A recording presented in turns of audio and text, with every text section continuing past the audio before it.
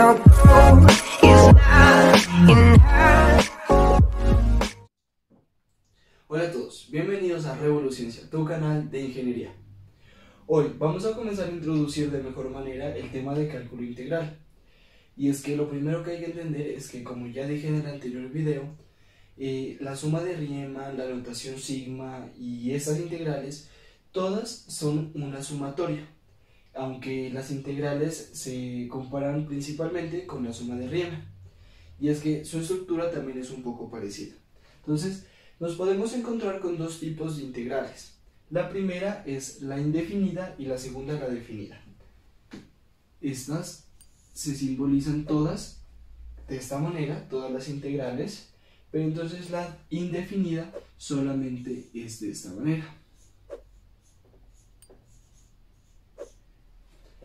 Por otro lado, la integral definida es la cual tiene los dos límites, a y b.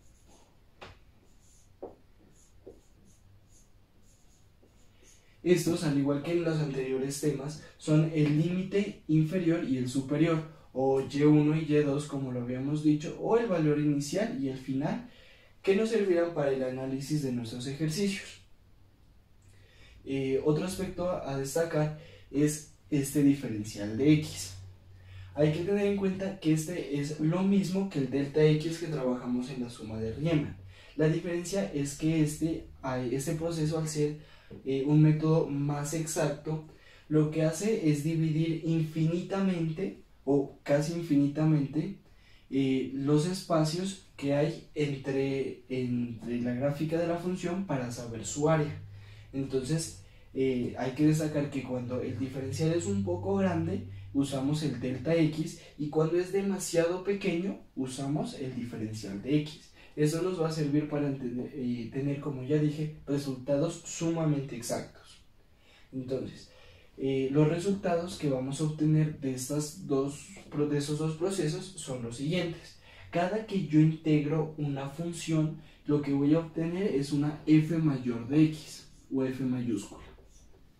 ¿Sí? En el caso de que sea indefinida, o sea, yo no tenga los límites para evaluar, se le agrega siempre una c, o constante de integración. Esto debido a que si yo derivo en una función una constante, esta me dará 0, lo que quiere decir que a la hora de integrar yo no sé cuál es esa constante, por eso se pone esta c. Por otro lado, si yo tengo un ejercicio de integral definida, lo que hago es obtener la misma f mayor, pero la vamos a evaluar. Entonces la respuesta va a ser f mayor evaluada en b, o límite superior, menos f mayor evaluada en a, o límite inferior. De esta manera vamos a llegar a una c y a tener una función más clara. Por otro lado, tenemos que entender una propiedad que tienen las integrales, y es que yo puedo invertir los límites factorizando un menos. Esto se debe a que si yo tengo esto, por ejemplo, invertido, pongámoslo, la integral definida de b hasta a de una función cuya variable es x. Bueno, aquí también hay que destacar que siempre mi diferencial bajo el cual yo hago la integral tiene que ser la misma que yo tengo, o sea, la misma que sea la variable independiente de mi función. ¿Ok? Entonces, para yo invertir estos límites, lo que tengo es que factorizar un menos. O sea que esto se puede escribir también de esta manera.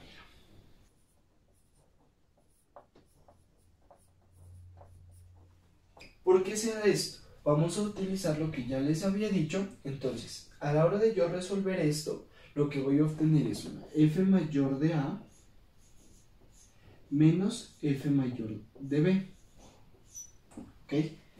Que es lo mismo que decir que yo tengo aquí un menos f mayor de b menos f mayor de a. Listo. Entonces, si yo aplico este signo, me va a quedar f mayor de a menos f mayor de b. que es lo mismo que yo tengo aquí a la izquierda. Entonces, ¿qué pasa? ¿Por qué yo realizo esto? Y es que en algunos casos, uno de estos no solo es una constante, sino una función. Entonces, a veces tengo que despejarla. Usualmente es más fácil trabajar nuestras variables para despejar con un signo positivo. Y entonces y de esta manera logramos lo que les digo, va a ser más fácil manejar el proceso. Bueno, por otro lado tenemos que tener en cuenta el teorema fundamental del cálculo, o TFC, como comúnmente se llama, por sus iniciales. Este nos dice que la derivada de la integral son dos operaciones completamente distintas, así como la suma y la resta, o la multiplicación y la división. Entonces nos plantean que si yo tengo la derivada con respecto a x de la integral definida, supongamos que nuestros límites ya no van a ser a y b como unas constantes, sino van a ser unas funciones, o sea, a de x y b de x. De la integral de una función, la cual puede ser f de x o f de t con cualquier variable, pongámosle de t esta vez, con su respectivo diferencial, como ya les había dicho, yo lo que voy a obtener es la f mayor de a, evaluada en b, perdón, en bx, el cual es el límite superior, por su derivada, o sea, b' de x, esto menos